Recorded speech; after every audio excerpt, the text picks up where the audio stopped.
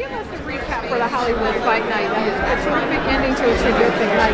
Where do you envision a Hollywood Fight Night going in, say, the next year? Well, it's a fun series here in LA. It's actually become the most popular series in LA. The fans love it. Michael Buffer was out at the last show. He just came down the red carpet. When you got guys like Sugar Ray Leonard fighting, Adrian Corona, George Navarro had an impressive knockout. You know, Philly Rubalcaba, I mean, those type of guys, those are young, up-and-coming guys. Boachuk now is 14-0 with 14 knockouts. So we're excited about developing the future champions there. Sergey is trained in Big Bear with Triple G. He's seen how he trains with Abel Sanchez. Triple G now, the big news is he has a new trainer. Triple G naturally is fighting June 8th at Madison Square Garden. So we're excited about having him back in the ring. Fans are looking forward to Triple G fighting, and he's fighting undefeated Steve Rolls from Canada. So with the new trainer, with fighting the undefeated, hungry Steve Rolls, it'll be interesting to see. And he also has some time off. It'll be interesting to see how he looks back in the ring. As he begins his work with Jonathan Banks, you know, they're very new into their relationship. He's an experienced fighter, former champion.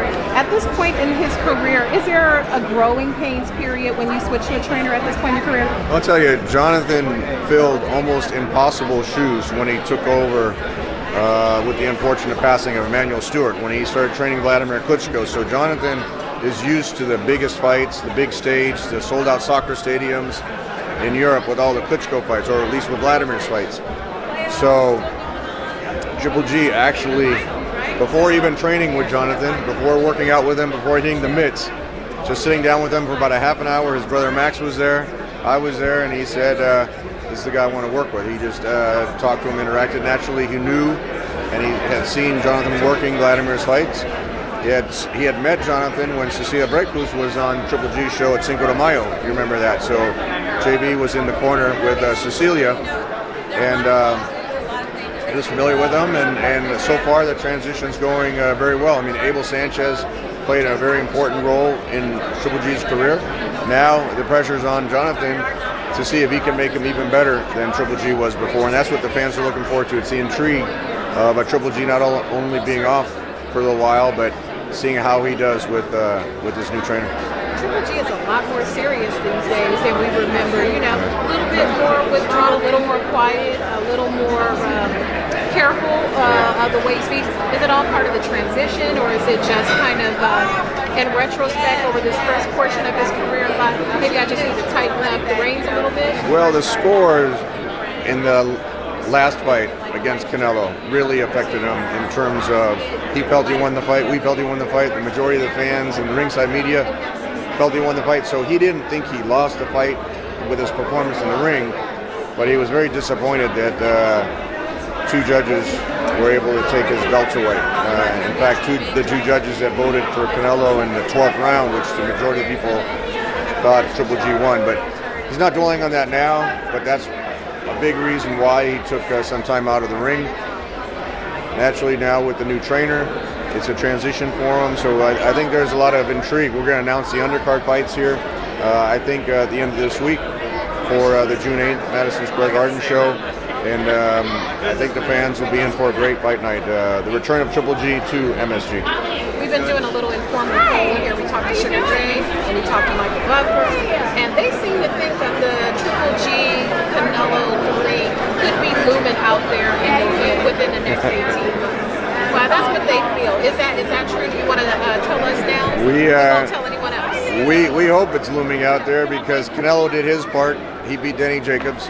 Triple G now has to do his part to beat Steve Rolls. If Triple G is successful against Steve Rolls, then that opens the door for the third fight. You know, we'll have to sit down with DAZN, we'll sit down with Oscar, and see if we can make the third fight after that. That's the fight that the fans want. That's the fight that the media wants. And it's the two best middleweights in the world fighting each other for a third time. We see the heavyweights have a problem making one fight. This would be the third time. If we can make it, it'd be the third time that these guys fight each other. Not only two best middleweights, two most marketable middleweights, and two of the most marketable fighters in the sport of boxing. And the second fight, remember, John, the second fight was better than the first fight. So if they get in the ring a third time, I think it'll be even more exciting. But we can't look forward to that. Triple G can't look ahead past Steve Rolls And if he doesn't win, then all that talk is kind of out the window. Behind Canelo and Triple G, who's the next 3, 4, and 5 best middleweights in the division? That middleweight division is so deep right now. You got to put Danny Jacobs up there. The only 2 fighters I think they can beat Danny Jacobs are Triple G and Canelo. But you got Danny Jacobs, Andrade is there, Charlo is out there. So I think you got that depth of the middleweight division. You never know. Jarrett Hurd might move up to middleweight.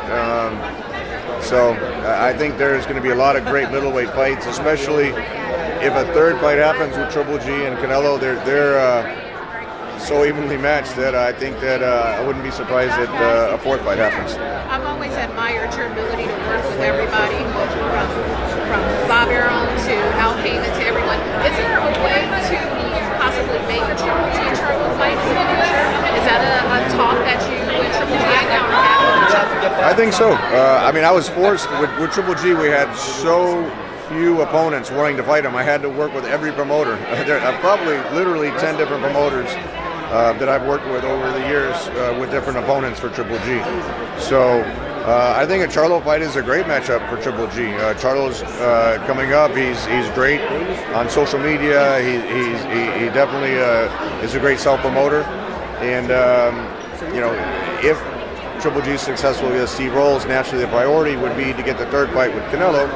But a fight with Charlo is a great fight, and if there's a way to make it, I'm sure we'll figure out a way to make it.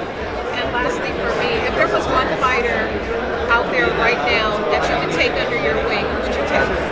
If he's just like, I'm open and available for anyone, who would you get? Well, I tell you, You're gonna wrap this up. I'm getting pulled off the stage. I really like Inoue a lot because Inoue, he was on Superfly 1 that we promoted. And you got with that knockout over that undefeated champion, you got to give him credit. I think he's really towards the top. Usyk naturally, he's with K2 Ukraine, who I helped put him on 2 of the HBO shows, and naturally, I helped the Klitschko start K2. So naturally, we have the association with K2 Ukraine. So those are the 2 guys that are, I think, towards the top right now. Thanks, All right, see you guys.